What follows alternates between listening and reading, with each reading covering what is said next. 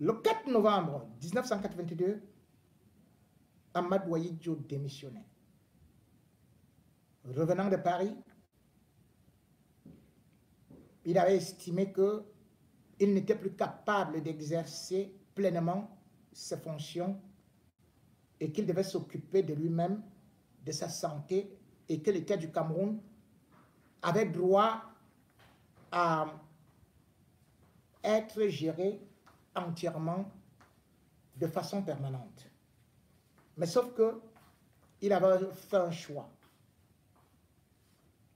En utilisant toutes sortes de dextérité constitutionnelle, il avait placé Paul Biya au pouvoir en passant par des escaliers. Amené par le docteur Léopold Ojoula, ancien secrétaire d'État de la France d'outre-mer, Paul Biya a donc eu à bénéficier de la confiance d'Amadou Ahidjo, qui d'ailleurs l'avait appelé à la présidence de la République dès son arrivée, et puis avait fait de lui secrétaire général à la présidence en 69, et puis finalement en 75, il avait fait de lui le Premier ministre. Mais Paul Biya, qui n'avait jamais remporté une élection de chef de classe, devait bien passer par un trou pour arriver au pouvoir. Et c'est ainsi que, bien sûr, Ahidjo va utiliser ses pouvoirs en modifiant la Constitution. Et justement, c'est ce jour-là, le 29 juin 1979, où ce ne sera plus, en cas de vacances, le président de l'Assemblée qui pourrait assurer l'intérim, mais plutôt le Premier ministre. Juste après avoir fait cela, Amadou Ahidjo, en 79, il avait déjà fait ça, le 29 juin, démissionne. Paul Biya arrive donc le 6 novembre comme un homme jeune, beau. Le Cameroun est un pays à revenu intermédiaire. Nous avons l'autosuffisance alimentaire. Et par la suite, nous avons une économie qui se développe avec, par exemple, non seulement les exportations, où on était le grenier d'Afrique, mais aussi on avait des grandes sociétés. 40 ans après, quel est le bilan? Tout l'argent que Amadou Ahidjo avait laissé, l'argent du pétrole dans les banques américaines, a été volé.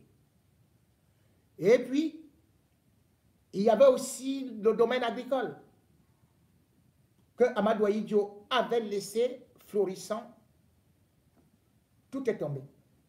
Biya a créé l'IRAD, qui est dans un petit enclos où on met beaucoup d'argent et qui ne produit rien.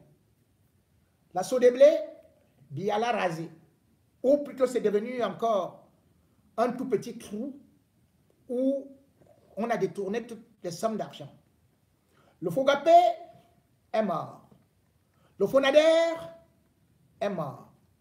Les Midevives, Sénéma, UKO, bref, toutes les coopératives laissées par Amadou Ahidjo sont mortes, y compris même des choses comme la Sodekao ou encore des entreprises qui, à l'époque, permettaient au Cameroun d'organiser même ou de venir au secours d'autres sociétés telles que l'ONCPB.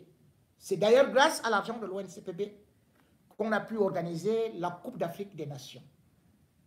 Le Cameroun ne devait le centime à personne quand Amadou Ahidjo quitte le pouvoir. Et le Cameroun avait une entreprise de transport aérien qu'on appelait Cameroun Airlines. Le Cameroun avait une entreprise qu'on appelait la Régie Fercam, qui avait des trains. Parce qu'Ahidjo avait construit 622 km de trains pendant les 22 ans de pouvoir qu'il a passé. Et puis, le Cameroun avait une compagnie maritime qu'on appelait Camship, où d'ailleurs Paul Biya avait eu à placer plus tard son neveu, lui Paul Motazé, qui a parti totalement tout gâté.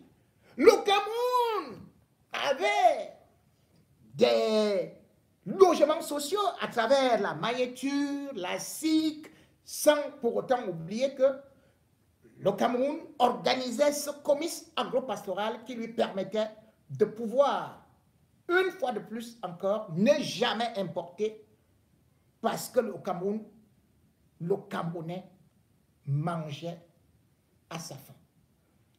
Il a laissé le palais des congrès, il a laissé le palais des Toudi, l'un des plus beaux, qui aujourd'hui, même quand les murs s'écroulent, on ne peut plus réaménager.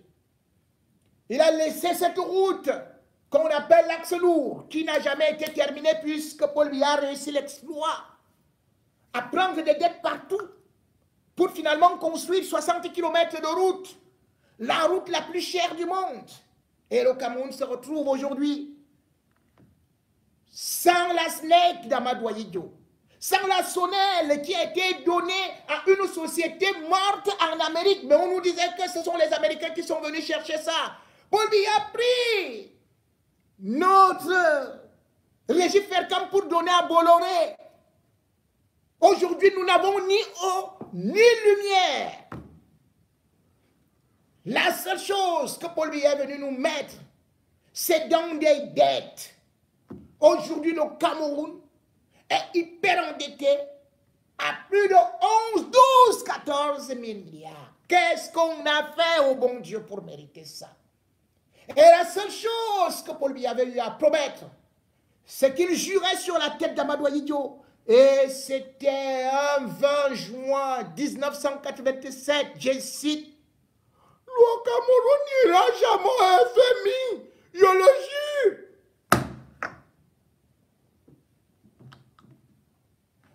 Moins un an après exactement, septembre 1988, le Cameroun était au FMI. Paul Biya courait déjà. Pop, pop, pop, pop. À peine on arrive là-bas, on dit point d'achèvement. À peine on finit le point d'achèvement, on entre encore en crise. Après on fait ceci, on fait cela. Tous les projets, aucun n'a marché. Que des mots creux. Santé pour tous en l'an 2000. Santé pour tous en l'an 2000. Et rien du tout. Tous les Camerounais sont presque morts. Puisque le taux de mortalité a presque doublé au Cameroun. Oui, les jeunes étudiants qui avaient les bourses d'études, oui, on les aimait. C'était l'avenir de demain. Paul Biya a tout simplement dit, la jeunesse va faire de l'art de la révolution pour mettre les vieux. L'université, on te donnait la bourse, n'était pas payant. Paul Biya a dit, vous payez 50, non seulement vous payez 50 000 francs, mais je vous donne un emploi. Parce que Paul Biya est le président qui a créé le plus grand nombre d'emplois au Cameroun. Oui, tous les diplômés de l'enseignement supérieur sont devenus des Ben Skinner. Oui, toutes les filles diplômées des enseignements supérieurs sont devenues des colboxeuses. À défaut de ça, elles doivent aller tourner quelques rondes là-bas au niveau de l'hôtel de ville. Oui, des vendeurs d'eau. C'est ce que Paul Biya a créé comme des métiers. Et rien de plus. Et à part ça, chacun a pris non seulement la fémania, mais comment est-ce qu'on peut faire pour donner le derrière? Boum, on éclate. Si ce n'est pas ça, on boit du sang. On vous attire. Le Cameroun, oui, qui ordonne tout et coordonne toute la sorcellerie, le cannibalisme en Afrique centrale, fait parler de lui. À chaque élection présidentielle, Paul Biya fait venir des marabouts, il fait venir des oresquisiers, il fait venir des francs-maçons, il fait venir toutes sortes d'hommes qui font dans le mysticisme dangereux. Résultat des courses, on voit des jeunes filles, chaque fois avec des seins prélevés. Et cette politique est dit aussi aller au Gabon. On enlève des langues, parce qu'on dit que lorsqu'on prend les langues dans les sacrifices, dans des rituels, ça vous permet de bien parler. Après, on enlève le cœur, il mange le cœur cru. Ils disent que le cœur, c'est justement pour réunir les foules, pour que tout le monde soit avec vous. À présent, prélève le sexe, les clitoris et tout ça. Ils vous torturent. Voilà combien de cadavres a-t-on vu. Et ce n'est pas seulement ça.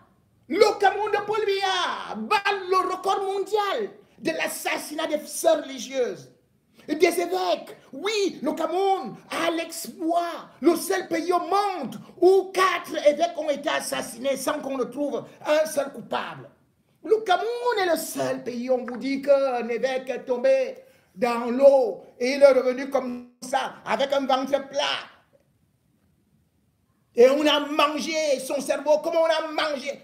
On a mangé son sexe comme on a mangé le cerveau du père Angèle Bermbin. Oui, on plante tout autour du palais des Tudi. La sorcellerie, la magie. Voilà tout ce que Paul Biya a produit. Où en sommes-nous aujourd'hui? Du satanisme à l'excès.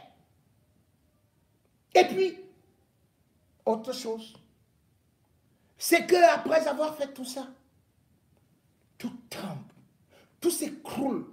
Nous sommes seulement dans des scandales parce que le Cameroun les enchaîne. Oui, regardez tout ce qu'on a réussi à faire avec Paul Biya qui vous a promis le métro. Où en sommes-nous? La seule chose qu'il a réussi à réaliser, ce sont les stades. Ils ne sont même pas achevés. Avec combien de milliards qui ont été brûlés? Et puis quand on essaie de regarder à côté, il n'y a pratiquement rien. Parce qu'avec Paul Biya, c'est toujours une suite d'échecs, une suite de détournements. Parce que le Cameroun, avec Paul Biya, a remporté le prix du pays le plus corrompu du monde. Une fois, 2 fois, et même 3 fois, on a fait le triplé. Et cette fois-ci, en 40 ans, ils sont en train de marcher. On prépare session nord, à l'extrême nord, dans un pays, dans ces régions-là. 40 000 personnes sont sans abri à cause des inondations. Où est ce gouvernement-là? Les déplacés au nord-ouest, au sud-ouest.